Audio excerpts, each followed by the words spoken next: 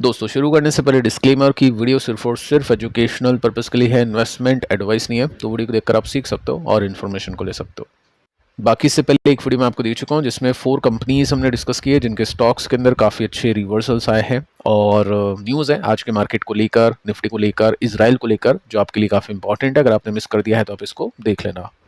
पिछले वीडियो में दोस्तों हमने बातचीत की कि क्या रेट हाइक पॉसिबल है या फिर नहीं है, और उसमें हमने देखा कि रेट हाइक अगर हो जाता है तो मार्केट को ये आइडिया नहीं होगा, क्योंकि मार्केट ने एक्सपेक्टेशन में इसमें शामिल नहीं कर रखा है, मार्केट ने उसको प्राइस नहीं कर रखा है निफ्टी में या फिर जो भी स्टॉक मार्केट है उसके अंदर। रेट हाइक हो गया तो फिर मार्केट तेजी से नीचे गिरेगा। अब रेट हाइक क्यों होगा या क्यों करने की कोशिश की जा रही है? पहला तो पॉइंट इन्फ्लेशन है, सेकंड बॉन्ड के ऊपर ज़्यादा रिटर्न्स निकाल के देना ताकि एफपीआईज डॉलर्स इन्वेस्ट करे इंडिया के अंदर। ये मेन गेम है। अब जनता तो ये सोच रही है कि कैपिटल गेन टैक्स कम हो जाएगा इक्विटी मार्केट के अंदर, जो मुझको तो नहीं लगता है, बट जनता को ऐसा लगता है। एफएम ने बोल दिया है कि हम आपकी सुनेंगे बट करेंगे अपनी, ये बोला नहीं है बट एक्चुअली ऐसा ही है। लेकिन दोस्तों यहाँ पे पॉसिबिलिटी काफ़ी हाई है कि फॉरेन इन्वेस्टर्स को अट्रैक्ट करने के लिए सरकारी जो बॉन्ड्स है ना, वहाँ पे कैपिटल गेन जो टैक्स है वो ड्रॉप हो सकता है, कुछ कुछ पॉइंट्स पे तो खत्म ही हो सकता है।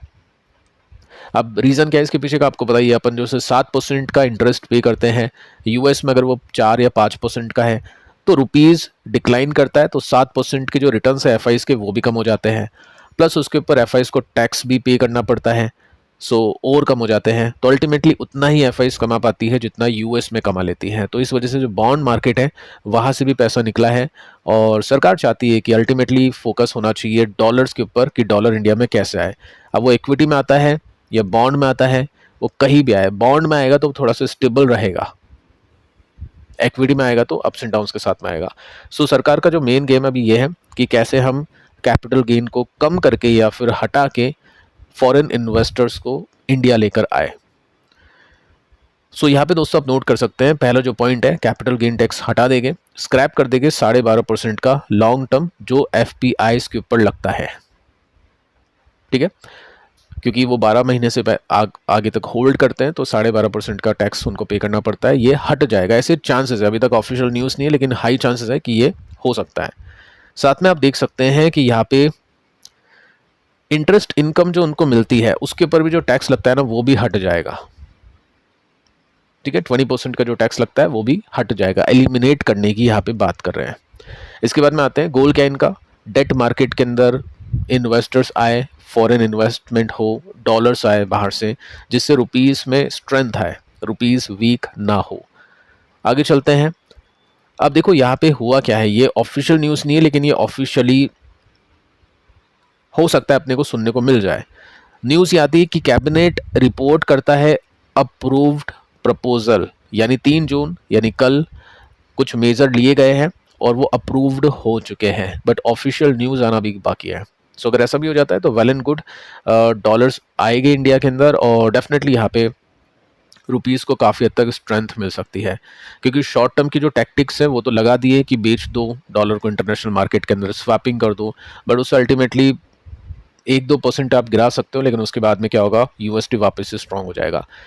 ये कोशिश की जा रही है, देखते हैं अगर यहाँ पे फ़ायदा हुआ, सरकार को लगा कि हाँ यहाँ पे तो पैसा आने लग गया, तो शायद हो सकता है इक्विटी के अंदर भी एसटीसीजी या एलटीसीजी, एसटीसीजी तो नहीं होगा शायद लेकिन एलटीसीजी शायद कम हो जाए।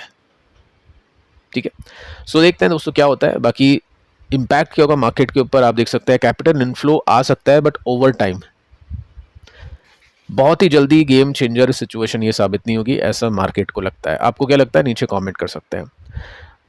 अब दोस्तों आते हैं कुछ कंपनीज के ऊपर, स्टॉक्स के ऊपर, वही फॉर्मेट के ऊपर देखते हैं कि फंडामेंटल टेक्निकल पॉजिटिव है तो ठीक है, और नहीं है तो फिर क्यों नहीं है, और नहीं होते तो फिर अवॉइड करते हैं ऐसी कंपनी के स्टॉक्स को।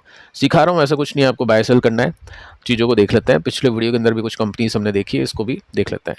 देखो फर्स्ट कंपनी फिजिक्स वाला है, स्टॉक ने आज काफ़ी बड़ी तेजी दिखाई, 16% का जंप गया। तो काफ़ी लोग क्वेश्चन करेंगे कि ऐसा कैसे हो गया, दिमाग में डाउट आएगा कि खरीदे क्या, क्योंकि काफ़ी ऊपर जा चुका है और अभी भी ऑल टाइम हाई से काफ़ी नीचे। लोग ये गलती करते हैं, पी रेशियो अगर आप देखोगे ना तो पी रेशियो इसमें है ही नहीं, इट मीन्स ये कंपनी लॉस मेकिंग है। ठीक है, पिछले क्वार्टर के रिजल्ट काफ़ी कमाल के थे, क्वार्टर 4 के, लेकिन नेट इनकम के अंदर नुकसान है, 74% अप है, इसका मतलब नुकसान कम हुआ है, तो रिजल्ट वैसे अच्छे हैं बट कंपनी नुकसान में है। प्रॉफिट के मार्जिन 8% नेगेटिव है, मार्जिन माइनस में है, जो कि 83% ऊपर है, यानी पिछले बार के कंपैरिजन में मार्जिन कम नीचे है।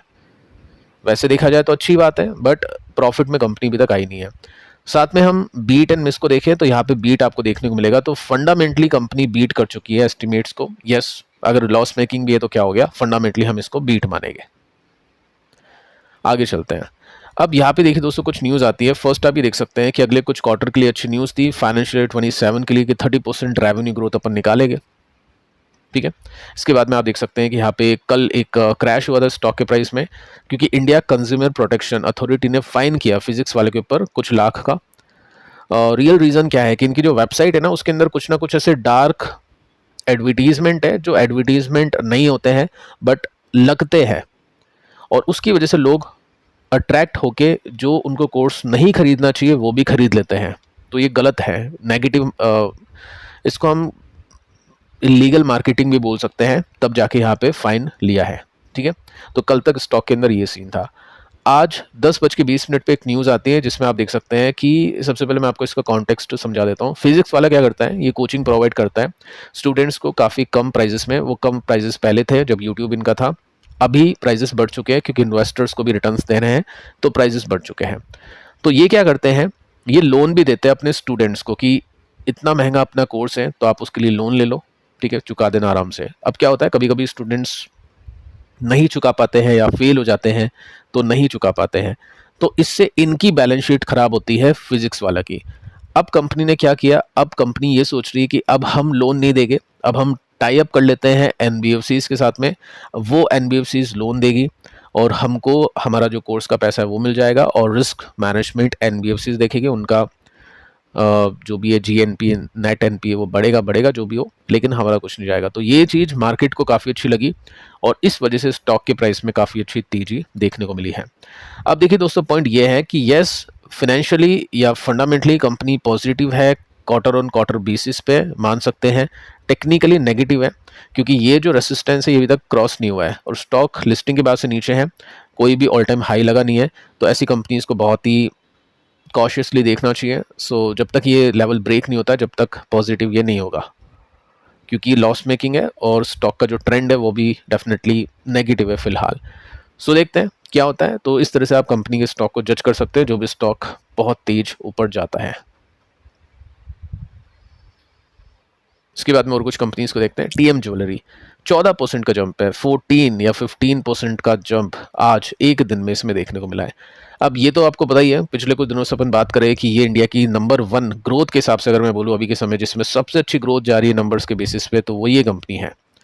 40 के पी पर अपन देख रहे थे, 48 हो चुका है, अभी अपडेट होगा तो मोर देन 50 ये हो जाएगा।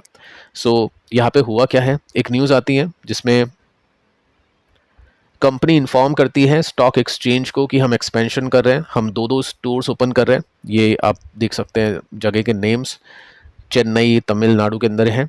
तो 2 नए आउटलेट्स कंपनी ओपन करी, स्केड्यूल हो चुका है 7 जून, यानी संडे के दिन से ये ओपन हो जाएंगे। ठीक है, तो ये अच्छी न्यूज़ है। और उसके साथ में आप देख सकते हैं Q4 के रिजल्ट काफ़ी अच्छे गए थे। ये अपन रिजल्ट देखते ही बता देते हैं, चेक कर लेते हैं कि रिजल्ट कैसे हैं। अगर आप नोट्स बना के चलते हो तो अच्छी बात है, नहीं तो फिर मिस होती है अपॉर्चुनिटीज़। जैसे यहाँ पे अगर किसी ने मिस की होगी रिजल्ट के बाद में, तो 40% के गेन इन्वेस्टर के मिस हो चुके हैं। पैटर्न काफ़ी अच्छे हैं, स्विंग्स आ जाते हैं, लेकिन ये जो गेन होते हैं ना, ये काफ़ी अच्छे निकलते हैं। अगर मैं आपको इसका वीकली चार्ट दिखाऊं तो ऐसी तेजी यहाँ पे आप नोट कर सकते हैं। देखो पिछली बार 74% चला गया था स्टॉक ऊपर अपने बॉटम से, इस बार कितना ऊपर है, 63% ऊपर है। तो है थोड़ा बहुत इसमें गैप बाकी, बट उसके बाद में स्टॉक कंसोलिडेट करता है। अब इस लेवल पे तो डेफिनेटली वेट एंड वॉच ही करेगा इन्वेस्टर कंसोलिडेशन का। बाकी अच्छी कंपनी है, अच्छे नंबर्स आ रहे हैं और Q1 के बेसिस पे भी इसमें तेजी आएगी ऐसा लगता है डेटा को देखते हुए। तो डेफिनेटली अच्छी कंपनी, अच्छा ट्रेंड है, निफ्टी को बीट कर रहा है काफ़ी टाइम से और आगे भी करने की योग्यता रखता है। इसके बाद में देखिए दोस्तों, क्यूपिड कुछ दिनों से हलचल इसमें नहीं थी, वापस से हलचल शुरू हो चुकी है। ये अपन ने पहले ही डिस्कस कर लिया था कि नंबर्स इसके बहुत अच्छे हैं, अगले साल की भी गाइडेंस काफ़ी गजब की दी है। ये Q4 के रिजल्ट काफ़ी तबाही वाले थे, उससे पहले के क्वार्टर के रिजल्ट भी बहुत अच्छे थे। अब देखो यहाँ पे एक बड़ी खबर आती है, 3% स्टॉक ऊपर, क्योंकि प्रमोटर ने 21 लाख शेयर्स बाय किए हैं क्यूपिड के, और वो भी ओपन मार्केट के अंदर है। तो ये एक कन्विक्शन दिखा देता है इस प्राइस पे, इस हाई पे बाय करने का। प्रमोटर सीधा बोलता है गारंटी देता हूं मैं, ऐसे नंबर्स आएंगे वैसे नंबर्स आएंगे, और चल रहे वैसे नंबर्स। तो जब तक इनकी नंबर्स आने की प्रक्रिया अच्छी है, जब तक चलेगा स्टॉक, उसके बाद में गिरेगा भी, बट अभी तो ऐसा लगता नहीं है कि स्टॉक गिरेगा। अच्छे नंबर्स आ रहे हैं, अगले क्वार्टर के भी अच्छे नंबर्स आने की पूरी गाइडेंस दी है। तो 33.13% का स्टेक है एक ही व्यक्ति का, जो कि बढ़ के 29% हो चुका है। सो ये रीज़न है स्टॉक के चलने के पीछे का। रिजल्ट के बेसिस पे अपन ने यहाँ पे बातचीत की थी, उसके बाद में बहुत बड़ी तेजी बनी। फिर हमने रिजल्ट देखे इसके, स्टॉक नेगेटिव परफॉर्म किया। उसके बाद में क्या हुआ, यहाँ पे एक रिवर्सल दिखा अपने को कुछ दिन पहले। उसके बाद में स्टॉक ठंडा हो गया था, आज जाना है इसके अंदर। सो पहले भी एक अच्छा रनअप इसमें देखने को मिला है, देखते हैं ये रनअप इसमें आता है या नहीं आता है। फिलहाल अभी तो ब्रेकआउट मिलता है तब भी इसको देखा जा सकता है, क्योंकि हिस्ट्री यही कहती है कि ब्रेकआउट के बाद भी इसमें बन जाती है तेजी। बाकी ऐसा कुछ नहीं है आपको बाय सेल करना है, जस्ट मैं आपको आइडिया दे रहा हूँ कि कैसे कंपनीज आपको देखनी है जहाँ पे फंडामेंटल्स और टेक्निकल्स पॉजिटिव हो, नंबर्स अच्छे आने की पॉसिबिलिटी काफ़ी हाई हो। सो फिलहाल इस वीडियो में इतना ही। पिछले 3 वीडियोस को देखना जो कल मैंने आपको दिए थे, इसमें भी कुछ स्टॉक्स हैं जो आज शायद हम डिस्कस नहीं करेंगे, और साथ में पिछले वीडियो को भी आप देख लेना, ये भी काफ़ी काम का है। मिलते हैं नेक्स्ट वीडियो में, तब तक के लिए बाय बाय।